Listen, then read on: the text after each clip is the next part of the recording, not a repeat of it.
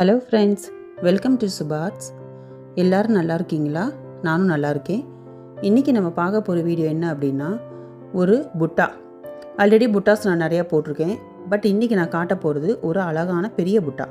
இது பாருங்கள், ஒரு பிளாக் கலர் நல்ல ஒரு bead. Full and full black தான், பிளெயினாக நல்ல பிளாக்காக ஒரு ஓவல் ஷேப் மாதிரி, அதாவது ஒரு ரெக்டாங்கிள்லே கொஞ்சம் பிளெண்டாக வர்ற மாதிரி இருக்க ஷேப்பாக இருக்குது. இது வந்து ஒரு சப்ஸ்கிரைபர் கேட்டிருந்தாங்க என்கிட்ட, கோல்டு கலர் சாரீக்கு ஒர்க் பண்ணுற மாதிரி. அதுக்கேற்ற மாதிரி நான் மெட்டீரியல் எடுத்திருக்கேன். இது வந்து 3mm கோல்டு பீடு, ஓகேவா?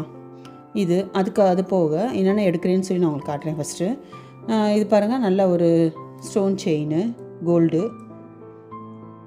ஒயிட் ஸ்டோனு கோல்டு கலர், ஓகேவா?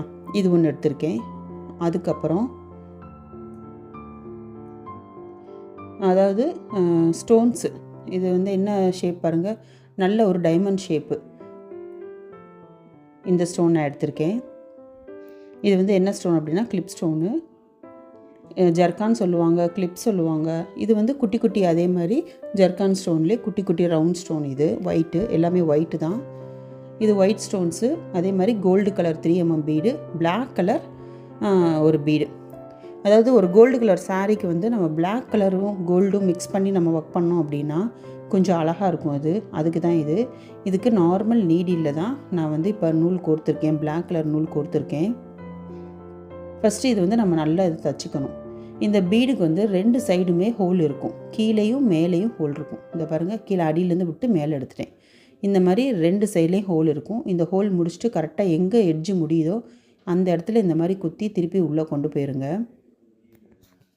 இந்த பீடு வந்து நல்ல பெரிய பீடாக இருக்கனால ஒரு 2 தடவை 3 தடவை கூட நம்ம தச்சுக்கலாம். அப்படி தைக்கிறப்ப நல்லா அது ஷேக் ஆகாமல் ஒரு இடத்துல நின்றுக்கிறோம். இந்த மாதிரி திருப்பி இன்னொரு தடவை கீழேருந்து நான் விட்டு கரெக்டாக அந்த ஹோலில் ஒரு தடவை விட்டு இன்னொரு தடவை நான் குத்த போகிறேன். அப்போ தான் இது நல்லா ஸ்ட்ராங்காக நிற்கும். இப்போ கீழேருந்து அடியிலேருந்து கொண்டு வந்துட்டேன். திருப்பி அந்த ஹோலில் பாருங்கள், இந்த மாதிரி விட்டுட்டு கரெக்டாக எங்கே முடியுதோ அந்த எட்ஜை ஒட்டி வச்சு அடியில் விட்டுறணும்.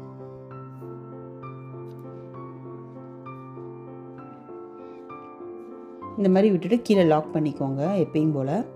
இப்போ அடுத்து இதுக்கு ரவுண்டாக வந்து இப்போ என்ன எடுத்திருக்கேன்னா 3mm பீட் சொன்னேன் இல்லையா, அந்த 3mm பீடு வந்து நான் ஒரு ரவுண்டு அப்படியே கொடுக்கலான்னு சொல்லியிருக்கேன். ஒவ்வொரு பீடாக வச்சு நீங்கள் நாட் போட்டுக்கோங்க. ஆரி நீடில், நான் அயன் நீடில் தான் எடுத்திருக்கேன். ஆரி அயன் நீடில், பீட் நீடில், அதை வச்சு நான் கொடுத்துருக்கேன். நீங்கள் வந்து துலிப் நீடில் யூஸ் பண்ணுறவங்களா இருந்தீங்க அப்படின்னா நம்ம 23 இல்லைனா 24 இதை நீங்கள் யூஸ் பண்ணி நீங்கள் இந்த மாதிரி பீடு ஒர்க் பண்ணலாம், நல்லாயிருக்கும். இந்த மாதிரி ஒவ்வொரு பீடாக வச்சு ஒரு ரவுண்டு இதை மட்டும் ஃபுல்லாக கம்ப்ளீட் பண்ணிடுவோம்.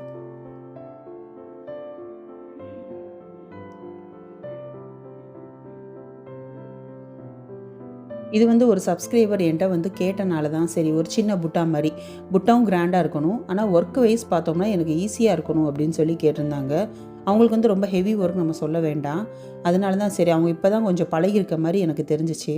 அதனால தான் கொஞ்சம் ஈஸியாகவே அவங்களுக்கு சொல்லி தருவோம். ஆனால் எனக்கு புட்டா வந்து பார்க்க கிராண்டாக இருக்கணும் அப்படின்னும் சொல்லியிருந்தாங்க. அதனால் கிராண்டாகவும் இருக்கணும், அதே மாதிரி ஒரு கோல்டு கலர் சாரீ போல் அது, அந்த சாரியை பேஸ் பண்ணி நான் டிசைன் பண்ணணும் அப்படின்னு சொல்லியிருந்தனால இந்த மாதிரி ஒரு மெட்டீரியலை யூஸ் பண்ணி அவங்களுக்கு ஒரு ஐடியா கொடுக்குற மாதிரி நான் பண்ணியிருக்கேன். இப்போ வந்து ஒரு லைன் இதை கொடுத்தாச்சு. இப்போ இன்னொரு லைன் வந்து அடுத்த லைன் நான் என்ன பண்ணுறேன்னா, இந்த ஸ்டோன் செயின் வச்சு இதை வந்து ஃபுல்லாக ஒரு ரவுண்டாக ஃபஸ்ட்டு மெஷர் எடுத்துக்கணும். இப்போ பாருங்களேன், இந்த செயினில் ஒரு நடுவில் கரெக்டாக இந்த இடத்துல பாருங்கள் ஒரு கல் வந்து இல்லை, அந்த இடம் வந்து கொஞ்சம் அந்த அடியில் குப்பி மட்டும்தான் இருக்குது. ஸோ இன்னொரு பகுதி நான் எடுத்துக்கிறேன். இந்த மாதிரி இருந்துச்சுன்னா நீங்கள் கொஞ்சம் அந்த இடத்த கட் பண்ணி விட்டுருங்க. நடுவில் மாதிரி வருது அப்படின்னா அந்த இடத்த கட் பண்ணிடுங்க. இது ஸ்டார்டிங்கில் இருக்கனால நான் விட்டுட்டு வேறு பகுதியில் எடுத்துகிட்ருக்கேன். அடுத்த எட்ஜோட ஸ்டார்ட் பகுதி இது. இந்த மாதிரி கரெக்டாக ஃபஸ்ட்டு அளவு மெஷர் பண்ணிக்கோங்க. மெஷர் பண்ணிவிட்டு நான் வந்து இதை தைக்கலாம் அப்படின்னு ஃபஸ்ட்டு இப்போ இந்த நூலை விட்டுருக்கேன் பாருங்கள். ஃபஸ்ட்டு 3mm பீடு இன்னும் நான் லாக் பண்ணலை, தைக்கலாமா இல்லை ஒட்டலாமான்ற ஐடியாவில் கொஞ்சம் யோசிச்சுட்ருக்கேன். தைக்கணும் அப்படின்னா அப்படியே இதை வச்சு நம்ம கண்டினியூ பண்ணிடலாம். இதே ஒட்டணும் அப்படின்னா நம்ம நாட் போட்டு 3mm பீடு அந்த நிற்கிறது அந்த த்ரெட்டு தெரியுது பார்த்திங்களா, அதை நாட் போட்டுட்டு இதை நம்ம ஒட்டி விட்டுறலாம். கரெக்டாக அளவு எடுத்திருக்கேன். இப்போ இந்த அளவுக்கு வச்சோம்னா கரெக்டாக இருக்குன்னு தோணுது. இந்த இடத்த வந்து நம்ம மார்க் பண்ணிவிட்டு கட்டரை வச்சு நீங்கள் கட் பண்ணிக்கோங்க. கரெக்டாக வச்சுக்கோங்க. வச்சுட்டு அளவு எடுத்துக்கோங்க. உங்களுக்கு டவுட்டாக இருந்துச்சுன்னா ஒரு ஸ்டோன் மட்டும் நீங்கள் எக்ஸ்ட்ரா விட்டு கூட நீங்கள் கட் பண்ணிக்கோங்க. அப்புறம் கடைசி முடிகிறப்ப கூட இருந்துச்சுன்னா நம்ம எக்ஸஸாக இருக்கிற ஒரு ஸ்டோன் வந்து நம்ம கட் பண்ணிக்கலாம். கம்மியாக மட்டும் எடுக்காதீங்க. கம்மியாக எடுத்திங்கன்னா பத்தலைன்னா அந்த இடத்துல அசிங்கமாக இருக்கும். அதனால் ஒரு ஸ்டோன் அதிகமாக இருந்தால் ஒன்றும் தப்பு இல்லை. லாஸ்ட்டு நம்ம அதிகமாக வர்ற இடத்த மட்டும் கட் பண்ணிக்கலாம். இப்போ இந்த மாதிரி வச்சு நான் இதை ஒட்டியே விட்டுறேன். ஓகேவா? இதை வந்து நான் ஃபஸ்ட்டு இப்போ லாக் பண்ணிக்கிறேன். எதனால் இப்போ நான் ஒட்ட போகிறேன் அப்படின்னா, இப்போ இதை தைக்கலாம். தைக்கிறதுக்கும் ஒட்டுறதுக்கும் பெரிய டிஃப்ரென்ஸ் ஒன்றும் வரப்போகிறதில்ல. இது புட்டா அப்படின்றனால சின்ன இடம் தான், அதனால் நம்ம ஒட்டிக்கலாம். இப்போ இதே பெரிய இடமா இருந்தால் நம்ம ஸ்டிச் பண்ணிக்கிறது நல்லது. இப்போ வந்து இது பாருங்கள், B73 அந்த கம் தான் எடுத்திருக்கேன். எதுக்காக இந்த க்ளூ நம்ம யூஸ் பண்ணுறோம் அப்படின்னா, இம்மீடியட்டாக அது வந்து ட்ரை ஆயிரும். நம்ம நார்மலாக ஃபெவிக்ரிலில் வர்ற அந்த க்ளூ வந்து கொஞ்சம் நேரம் ஆகும் காயறதுக்கு. நம்ம அடுத்தடுத்து ஒர்க் இப்போ பண்ணணும் அப்படின்றதுக்காக இந்த க்ளூ நீங்கள் வாங்கி வச்சிட்டிங்க அப்படின்னா கொஞ்சம் ஹெவியாக நம்ம ஒன்ஸ் ஒட்டினாலும் ரொம்ப அழகாக அது ஃபிக்ஸ் ஆயிரும். இந்த க்ளூ ட்ரை ஆகுறதும் இம்மீடியட்டாக நமக்கு ட்ரை ஆயிரும். அடுத்தடுத்து நம்ம ஒர்க் பண்ணிகிட்டே போயிட்டே இருக்கலாம். இதுக்காக நம்ம வந்து கொஞ்சம் வெயிட் பண்ணணுன்ற அவசியம் கிடையாது. அதனால தான் இந்த கம் இதுக்கு யூஸ் பண்ணுறேன். இது பாருங்கள், ட்ரை ஆயிடக்கூடாதுன்றதுக்காக இந்த ஹோல் மாதிரி இருக்கும், அந்த பகுதியிலே ஒரு கம்பி மாதிரி கொடுத்துருப்பாங்க, அதை விட்டு தான் மூடணும். இப்போ கரெக்டாக நான் கட் பண்ணி வச்சுருக்கேன் இல்லையா, இந்த ஸ்டோன் செயினை இந்த இடத்துல கரெக்டாக வச்சு இப்போ ஒட்டிட போகிறேன். கரெக்டாக நேராக வச்சு ஒட்டி விட்ருங்க.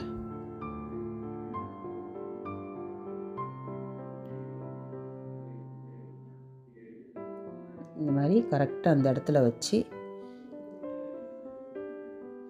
மெதுவாக அந்த க்ளூலே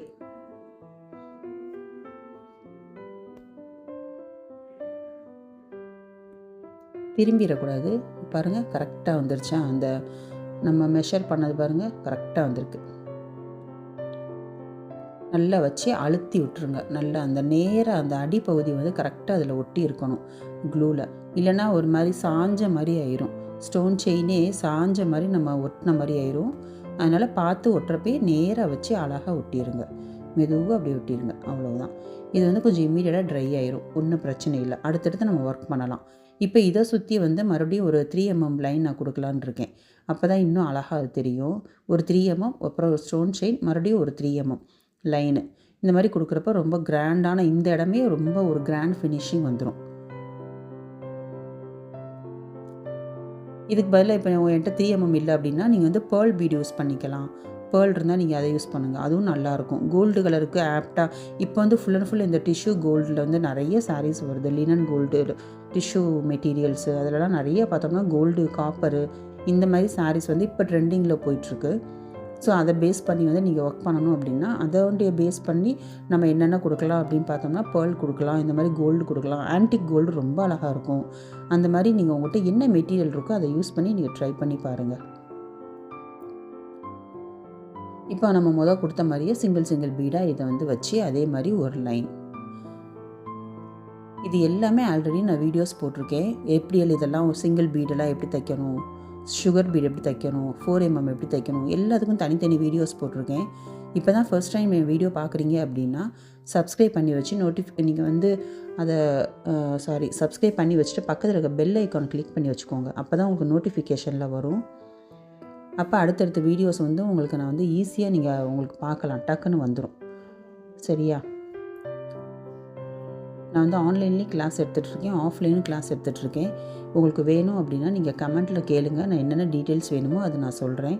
நான் மதுரையில் எடுத்துகிட்ருக்கேன், ஆன்லைன் கிளாஸ் எடுத்திருக்கேன், ஆஃப்லைன் எடுத்துகிட்ருக்கேன். உங்களுக்கு வந்து ரொம்ப அஃபோர்டபுள் ப்ரைஸில் மெட்டீரியலும் நானே கொடுத்துருவேன். ஸோ ஜஸ்ட் ஒரு 2 monthஸில் நீங்கள் full and full aari work கற்றுக்கலாம். சரியா?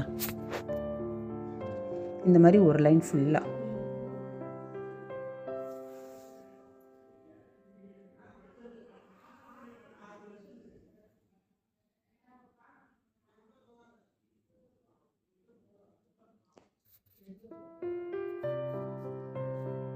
இந்த மாதிரி மெதுவாக ஒரு பீடாக வச்சு ஃபுல்லாக ஒரு லைன் கொடுத்துருங்க. இல்லைன்னா 2 லைன் சுகர் பீடு கூட கொடுக்கலாம், அதுவும் அழகாக இருக்கும்.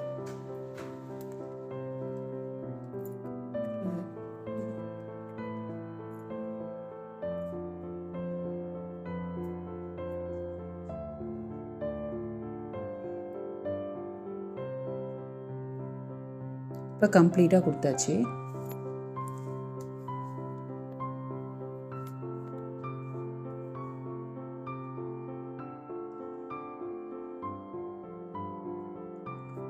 இப்போ ஃபுல் அண்ட் ஃபுல் இது கொடுத்தாச்சு. இதுக்கப்புறம் நம்ம என்ன பண்ண போகிறோம் அப்படின்னா, ஸ்டோன்ஸ் வந்து ஃபஸ்ட்டு ஒட்டிக்குவோம்.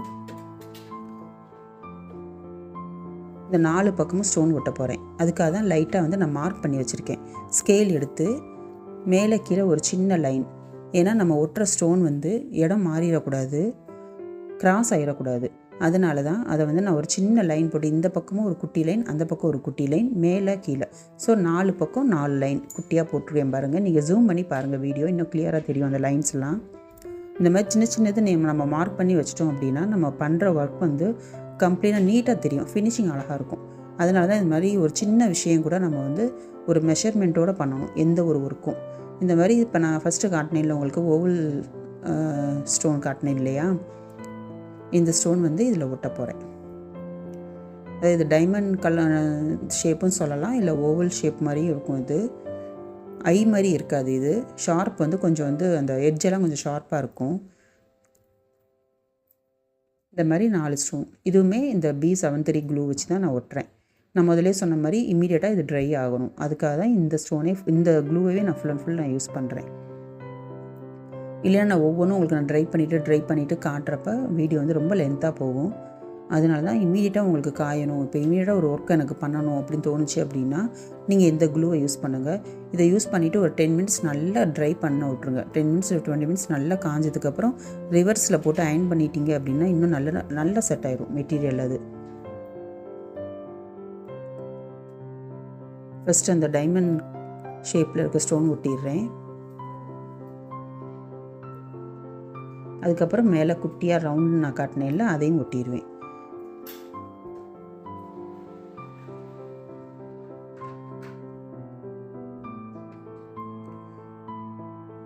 அவ்வளோதான்.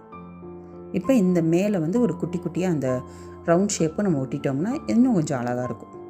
இது எல்லாமே நம்ம க்ரியேட்டிவிட்டி தாங்க, வேறு ஒன்றும் இல்லை. இப்போ எனக்கு இந்த டிசைன் பண்ணணும் போல் தோணுச்சு.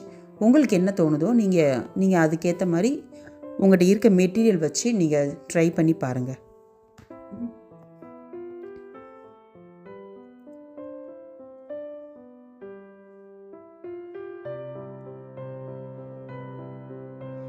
இந்த ஒரு டிசைன் மட்டுமே நம்ம வந்து எப்படின்னா, ஒரு ப்ளவுஸில் வந்து நெக் பார்ட்லேயும் ஸ்லீவ் பார்ட்லேயும் ஜஸ்ட் ஒரு கோல்டுலேயோ இல்லை ஒரு நல்ல ஒரு ஆன்டி கோல்டில் ஜரிலேயோ ஒரு 2 லைன் கொடுத்துட்டு ஃபுல் அண்ட் ஃபுல் இந்த புட்டாஸே நம்ம ஃபுல்லாக வைக்கலாம். ரொம்ப அழகாக இருக்கும். கொஞ்சம் கொஞ்சம் கேப் விட்டு நம்ம வச்சோம்னா அழகாக இருக்கும். இப்போ இந்த 4 பக்கம் பாருங்கள், இந்த ஸ்டோன் ஒட்டியாச்சு. இந்த நடு கேப் 4 பக்கம் இருக்கு இல்லையா, இதுக்கு வந்து நான் என்ன பண்ண போகிறேன் அப்படின்னா 3mm பீடும் சுகர் பீடும் எடுத்திருக்கேன். ஓகேவா, 3mm பீடும் சுகர் பீடும் லாங் அண்ட் ஷார்ட் மெத்தடில் நான் அதை தைக்க போகிறேன். ஆல்ரெடி நம்ம அந்த புட்டாஸ்லலாம் தைச்சிருக்க மாதிரியே அதே மாதிரி தான். இப்போ ஃபஸ்ட்டு மேலேருந்து, அதாவது 2 பீடுக்கு நடுவில் ஒரு பீடு லைன் வர்ற மாதிரி வைக்க போகிறேன். பாருங்கள், உங்களுக்கு கன்ஃபியூஸாக இருந்தால் நான் எப்படி வைக்கிறேன்னு பாருங்கள். இப்போ அடியிலேருந்து இங்கே நான் த்ரெட் எடுக்கிறேன் இல்லையா, எடுத்துகிட்டு ஃபஸ்ட்டு வந்து 3mm பீட் லோட் பண்ணிக்கோங்க. அதுக்கப்புறம் சுகர் பீடு லோட் பண்ணிட்டு இப்போ கீழே ஒரு லாக், அதுக்கப்புறம் ஒரு லாக் போட்டுட்டு நம்ம அந்த 3mm பீடுக்கு உள்ள ஒரு செயின் போட்டுட்டு அதுக்கப்புறம் வெளியே மறுபடியும் ஒரு லாங் செயின் போட்டுடணும். ஒரு லாங் செயின், ஒரு லாக்கு, அதாவது ஒரு ஷார்ட் செயின் போட்டுட்டு எகைன் அதே மாதிரி ஒரு 3mm பீடு ஒரு சுகர் பீடு லோட் பண்ணிக்கோங்க. இப்போ மேலேருந்து கீழே ஸ்டிச் பண்ணுறோம். சரியா, இதை லோட் பண்ணிவிட்டு கீழே முடிகிற இடத்துல ஒரு லாக் போட்டுட்டு எகைன் ஒரு லாக் பண்ணிட்டோம்னா நல்லா ஸ்டிஃபாக இருக்கும். அதுக்கப்புறம் அந்த 3mm பீடுக்கு உள்ளேயே நீங்கள் ஒரு செயின் போட்டுட்டு அடுத்தது நீங்கள் பண்ணுங்கள். புரியுதா? நான் பண்ணுறது மட்டும் பாருங்கள், உங்களுக்கு நல்லா புரியும். நான் சொல்கிறத விட நான் எப்படி தைக்கிறேன்னு நீங்கள் பார்த்தாலே உங்களுக்கு புரிஞ்சிடும். இந்த த்ரெட்டு வந்து நமக்கு வெளியே தெரியாமல் இருக்கணும் அப்படின்றதுக்காக தான் அந்த 3mm பீடு லைன் இருக்கு இல்லையா, அதுக்குள்ளே நான் ஒரு செயின் போட்டுட்டு அப்படியே கண்டினியூ பண்ண சொல்கிறேன். இந்த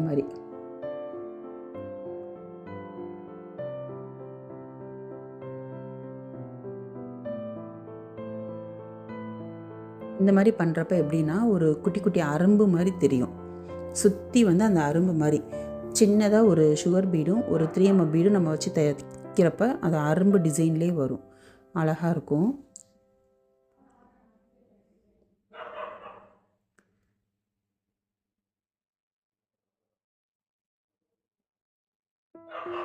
அவ்வளோதான், இந்த மாதிரி வைங்க.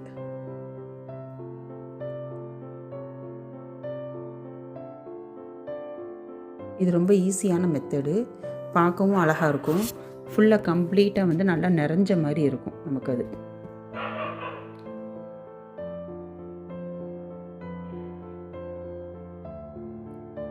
அவ்வளோதான். அப்படியே நீங்கள் அந்த நான் சொன்ன மாதிரி செயின் எல்லாமே உள்ளேயே கொண்டு வாங்க. 3mm பீடுக்குள்ளேயே நீங்கள் கொண்டு வந்துடுங்க. வெளியே எந்த ஒரு இதுவும் வேணாம். வெளியே லாக் பண்ணிவிட்டு உள்ளே ஒரு செயின் போட்டு அப்படியே 3mm பீடு வழியாகவே நம்ம அடுத்தடுத்து கண்டினியூ பண்ணுறப்ப செயின் எதுவுமே வெளியே தெரியாது, அதாவது நூல் த்ரெட்டு எதுவுமே வெளியே தெரியாது. உங்களுக்கு நல்லா கிளியராக புரியணும் அப்படின்னா நான் மெதுவாக காட்டுறேன். நான் ஏற்கனவே சொன்ன மாதிரி சப்ஸ்கிரைபர் வந்து கொஞ்சம் இப்போ தான் லேர்னர்ஸ்னால அவங்க பழகுறனால அவங்களுக்குமே நல்லா புரியணும், அதுக்காக தான் மெதுவாக நான் காட்டிகிட்ருக்கேன். இப்போ இதே டிசைன் தான் இந்த மீதி இருக்கிற 3 பகுதியிலையும் நான் பண்ண போகிறேன். கம்ப்ளீட்டாக அந்த 3 இதுலேயும் அந்த கேப்லேயும் இதை ஃபில் பண்ணிட்டோம்னா ரொம்ப அழகாக இருக்கும். இது நல்ல ஹெவியான ஒரு பெரிய புட்டா மாதிரி வந்துடும், பார்க்க நல்லாயிருக்கும். இதை ப்ளவுஸ் ஃபுல்லாக நம்ம போடுறப்ப இன்னும் கிராண்டாக இருக்கும். இப்போ பாருங்கள், அப்படி இந்த பக்கம் ஸ்டார்ட் பண்ணியிருக்கேன் இல்லையா. இப்போ இந்த சைடு முடிச்சுட்டு இங்கே ஃபுல்லாக முடிச்சுட்டு நான் உங்களுக்கு காட்டுறேன், எப்படி இருக்குன்னு சொல்லுங்கள். நல்லாயிருக்கும், அது பார்க்குறதுக்கு ஒரு கிராண்டான லுக்காக வந்திருக்கு இல்லையா. பாருங்கள், 4 பக்கமும் நான் முடிச்சிட்டேன். ரொம்ப அழகான ஒரு டிசைனாக வந்திருக்கு. நல்ல ஹெவி ஒரு பெரிய புட்டா. எப்படியும் பார்த்தோம்னாலும் இது ஒரு 2 இன்ச்சு அளவு இருக்குங்க. 2 இன்ச்சோட பெருசாகவே வந்திருக்கு ஓவரால் பார்க்குறப்ப. ஸோ நம்ம நல்லா அழகாக கேப் போட்டு நீட்டாக நம்ம அங்கங்கே அப்படி வச்சு ஃபுல் ப்ளவுஸ் இந்த ஒர்க் மட்டுமே பண்ணலாம். வேறு எந்த ஒர்க்கும் நமக்கு தேவையே இல்லை. ரொம்ப அழகாக இருக்கும். இப்போ தான் பழகுறீங்க அப்படின்னா இதை நீங்கள் ட்ரை பண்ணி பாருங்கள். இதுக்கு இந்த பீடு பதிலாக வேறு எந்த பீடுனாலும் நீங்கள் யூஸ் பண்ணுங்கள். உங்கள் சாரீக்கு ஏற்ற மாதிரி கலர் மாற்றிக்கோங்க, சரியா.